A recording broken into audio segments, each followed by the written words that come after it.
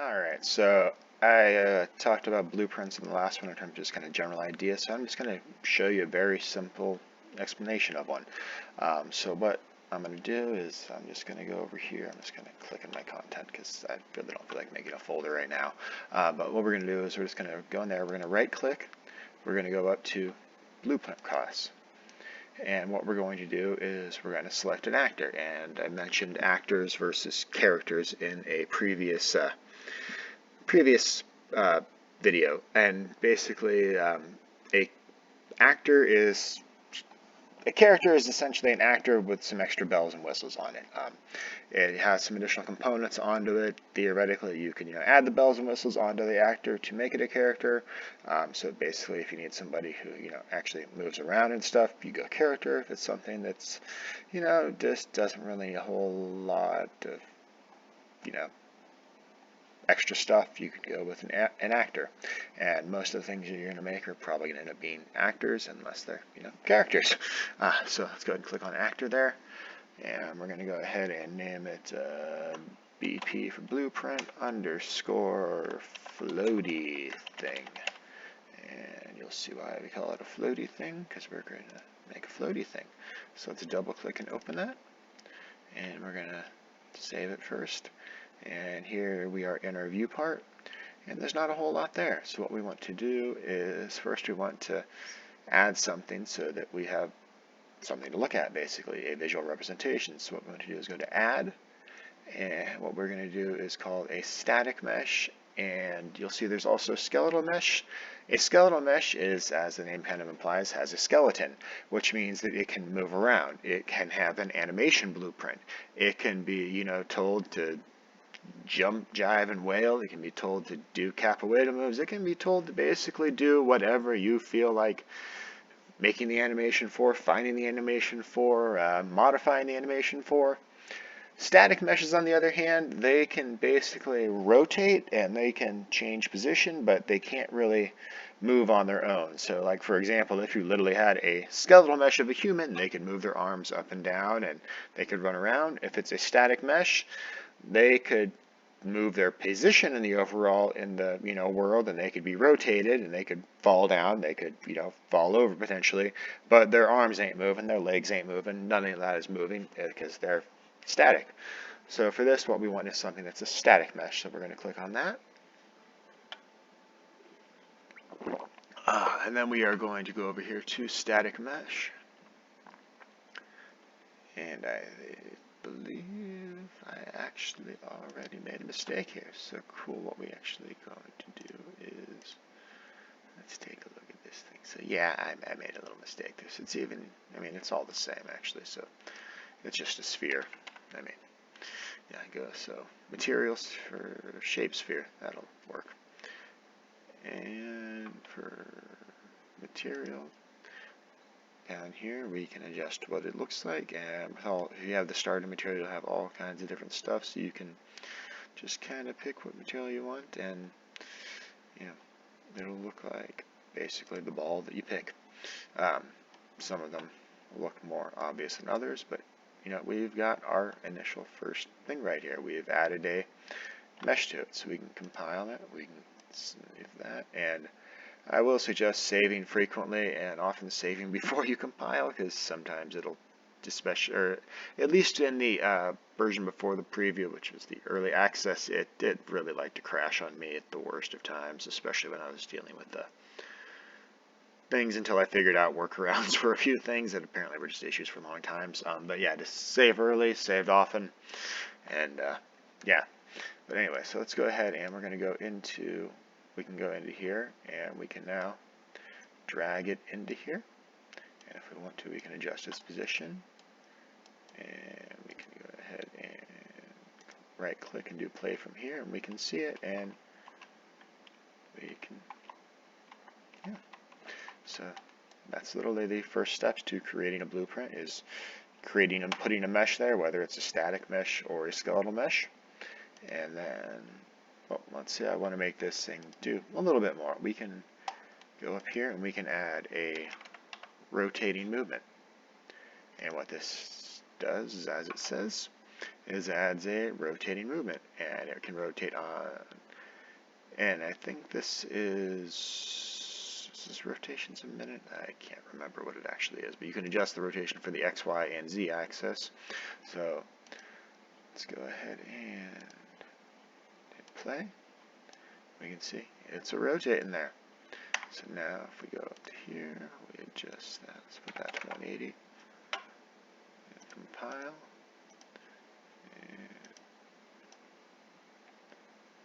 And now we've got a rotation going on two different axes. And let's go ahead and just swap that back down to 0.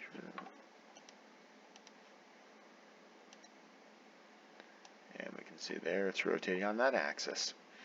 And I would get into the X, Y, and Z axes, but three-dimensional thinking is just not my state of mind right now, just because I was kind of more focused on this other stuff. Yeah, it's just 3D modeling and positioning in general. It's one of those where until it kind of clicks, it makes your brain kind of hurt because it can just get really weird sometimes trying to get things to go in the exact right position while rotating a camera around in 3 dimensions and all that fun stuff. But anyway, yeah, sorry. But basically, it's going to rotate on the actual axis of its axis that it's on. So that would be essentially this 0 axis down here. So if it's spinning on its z-axis, that z-axis is right in the middle right there. But you see the x and y down here. So basically when it was on one of those, it was either going around that way or around that way. So if we actually were to move the static mesh down to right there, I forget how big the static mesh itself is, but now we will see that, okay, it's much closer to, rotating in that direction. So yeah, there's your X, Y, and Z. But again, so what we did on this is we just added a rotating movement here, and now let's say we want to actually throw in some code in this area over here on the event graph. And what I want to do is I want this thing to exist for 10 seconds and then I want it to just die. So what we're going to do is we're on event begin play, which is, as it sounds, is basically when the play begins for this actor, which was essentially when the level loads. So what we're going to do is we're going to drag off of here, and that'll pull up our executable actions, which where it says context sensitive, that means that basically if you unclick that, it'll show a bunch of things that won't necessarily apply in your current situation and might just basically probably won't work. So what you can do is you want to keep that generally checked. So what we're going to do is, so we want to delay. We want to put in a delay. So literally you type in delay and there's a function called delay. And what this means is that, okay, so level started and the items loaded up, so now we're literally just going to wait, and that's 0.2 seconds, which is going to be way too fast. Let's just set it to 5 seconds. And then what I want to do is, after that's waited 5 seconds, I want to destroy, if I can type the word, the actor. And target would be self. However, you could literally plug in any target you wanted. Like you could have it so literally 5 seconds after this begins, the character you're playing as dies. Which I can show you how to do that in a second, just because why not? It's going to throw a bunch of errors because it'll be like, what's going on? But yeah, let me show you this working right here. So we're going to go ahead and play. So 1, 1,000, 2, 1,000, 3, 1,004. I counted too slow. Anyway, see, it destroyed itself. So we escape out of there. And now let's say we wanted to destroy my player character. So what we do is we right click, and so the hardest thing is basically figuring out what you need to type in half the time. And that's why the Google is your friend. But in this case, what we want to do is, for example, we want to get. And get is just as it sounds, is to basically find something, to get it, to locate it, versus set, which is literally to set something. But let's go into is our get player character. And this returns a value. And what we can do is plug that into there. So now we're going to compile. And we're going to hit play. 1, 2, 3, 4, 5. I died. So now let's escape. It didn't actually give any errors. I guess it's because I didn't have any code associated with it. But basically, it's, it literally is just a way of putting code out that doesn't require actually writing the code. So that is, at the simplest, what a blueprint is. It literally is, okay, what's the situation? Okay, what do I want it to do? That's it. And for example, let's go ahead and make it so on this item right here, I want to make it so that if the player comes within 5 feet of it, it, makes a sparkle. Okay? So what we want to do is we want to go up here and we want to essentially find out when the player collides, so collision. So we're going to make a box collision, and we can see the size of it down here, and it's nowhere near big enough, so we want to go up here and scale it. So what we do is we'll drag along this axis right here, and it'll make it bigger that way. We'll drag along this one, it'll make it bigger that way. Excuse me. And again, you can hit Control to move all 3 of them at once. I just want this thing to be big enough that the player can definitely interact with it. So let's go ahead and compile and save that. And then what I want to do is I can right click and do Add Event and do On Component Begin Overlap, which literally means when something overlaps with this component, we're going to do something. So what we want to do is, first thing we want to do is we want to make sure that the thing that overlaps this is our player. So we want to go ahead and right click, Get Player Character, and we want to say that the other actor, as in the other actor that's doing the overlap, we're going to drag off of here, then we're going to hit equals. And then we're going to drag it from there. And this is literally saying that this character equals this character. And now we want to make a branch. And you can either right click and type branch, or you can hold down the B and click. And you drag this over to here because this is the condition that it's looking for to figure out whether it's true or false. So that's the first thing we do off of this. So if that is true, then we're going to do something. If it's false, we don't care, so we're not going to bother filling anything out there. So what I want to do is we're going to go back over to our viewport, and so we want to make it maybe shoot out fireworks. So what we're going to do is go up here to Add, and we're going to go Particle. Okay, they changed this. I'm going to need to figure this. I think I can still do this. Okay, yeah, perfect. That's still right. Okay. So let's say I want to have it do this explosion right there, okay?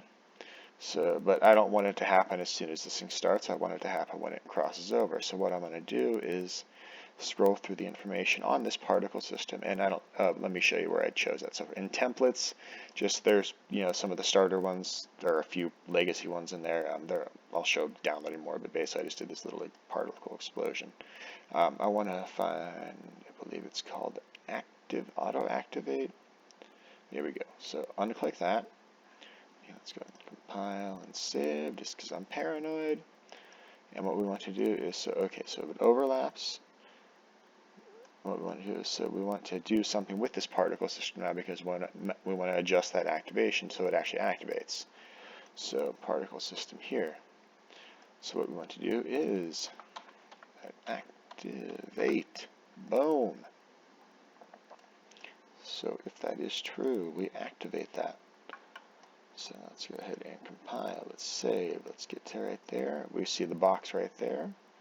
Let's go ahead and click play. Boom. And it still disappeared, so because we saw that part set in there. So what we can do is get rid of that right there. Let's go ahead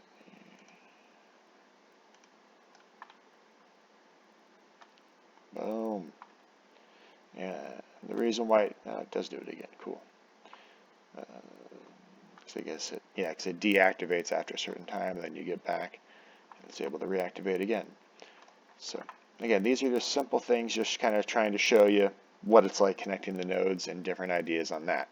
or not ideas, but just, what it is. I mean, again, it's you basically you have a visual representation, you have an invisible representation essentially. And it's like, okay, when they cross over that box right there, which is this begin overlap, or when anything overlaps that, I should say, it checks, okay, is this the player? Yes? Okay, cool. Then what I'm going to do is I'm going to make that thing go bang. It's all baby steps. If you wanted to make it, make an explosion and do damage to the character, you literally would have it be, there's a, apply damage, and it would be, you would essentially say, okay, other actor is going to be the damaged actor, and put in base damage of 100. Okay, so now this is telling that other actor, hey, you took damage. So then on this character over here, you would say, hey, okay, I take, okay, let's just type damage. Okay,